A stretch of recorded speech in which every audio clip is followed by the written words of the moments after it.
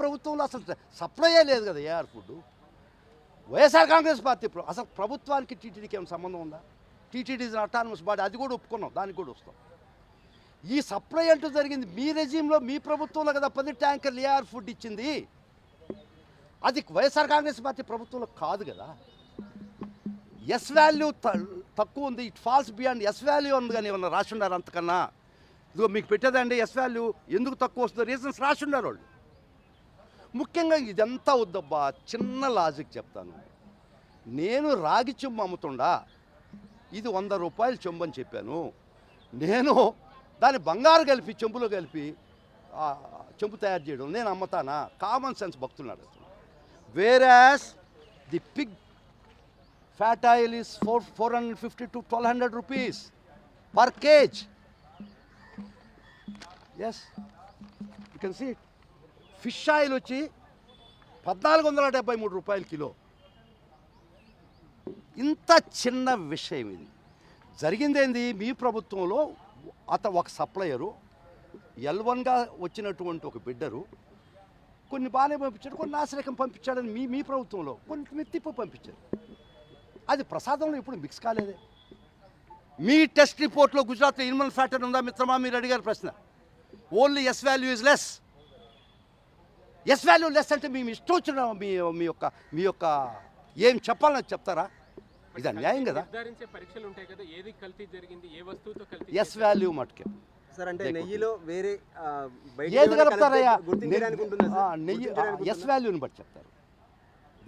అక్కడ పందిది కలిసిందా, చేపది కలిసిందా గుర్తించడానికి yes value తక్కువ ఉంటే ఇవన్నా ఉండొచ్చు, ఏమన్నా ఉండొచ్చు. అటువంటి టెస్ట్ అదే టెస్ట్ రిపోర్ట్ చూడండి, ఒకసారి చూడండి, ఒకసారి టెస్ట్ రిపోర్ట్ చూడండి. పర్టికులర్గా ఏం కలిసిందని చెప్పడానికి అయితే లేదు. ఎస్ వాల్యూ లెస్, ఆ ఎస్ వాల్యూ లెస్లో ఫ్యాట్ కంటెంట్ పెరగద్ది, ఎనిమల్ ఫ్యాట్ పెరగద్ది.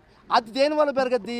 ఆ ఒక్కటి అయిపోయినా పెరగద్ది. ఇదిగో మిత్రమా, మీ ఆ ఎనెక్స్టర్లో 12 కండిషన్స్ పెద్దగా చదువు, నా మాట మీరు తీసుకోకపోవచ్చు, తర్వాత పంపిస్తా, మీకే పంపిస్తా. కాబట్టి ఇవన్నీ లాజిక్ వద్దు, ఒక చిన్న లాజిక్ ప్రకారం పోదాం. కాస్ట్లీ వస్తువులో ఇన్ఫీరియర్ రేట్ ఉండేది కలుపుతారు. అది ఇంకా కాస్ట్ బాబు, గబ్బు పట్టే రంది, వాసన రాదా? ఆ పోర్టు ఉండే దేవాలయం ప్రాంతంలో మనిషి తిరగలిసిరా? ఆ చేసేవాడు చెయ్యి నిలవగలిసిరా? ఇది జరిగే పనేనా? అది ఇంకా కాస్ట్లీ. ఒక అడల్ట్రేషన్ అనేది పాలల్లో నీళ్లు పోయి వచ్చాము, కానీ నీళ్ళు అమ్ముతో దాని పాలు కలుపుతారయ్యా?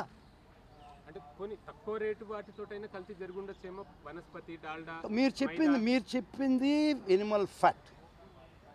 మీ ప్రకారం పోదాం, వాళ్ళేం report Animal it is S value is less అని మాత్రమే చెప్పారు. దాన్ని పట్టుకొని విచిత్ర వ్యాఖ్యానాలు చేసి ఎందుకు చెప్పారు తెలుసా ఎనిమల్ ఫ్యాట్ అని? కోట్లాది మంది భక్తుల మనోభావాలు దెబ్బతీసి ఇట్లా జరిగింది మీరే. అది కూడా నేను వాళ్ళ రెజీమ్ కూడా జరిగింది చెప్పడా.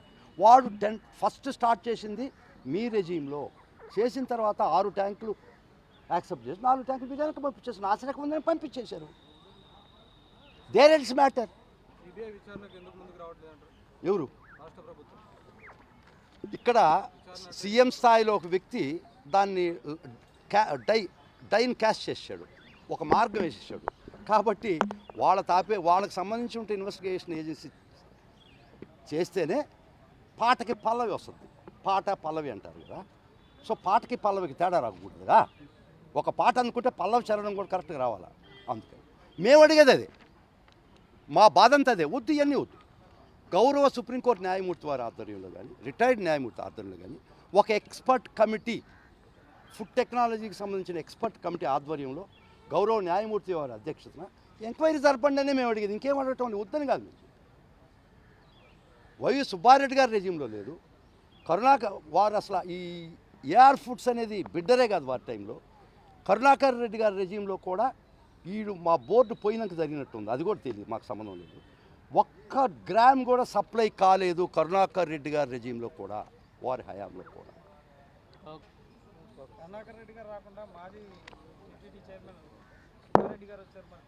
అందరూ మీరు అంటారు ఎవరో ఒకరు రావాలి కదమ్మా. ఇప్పుడు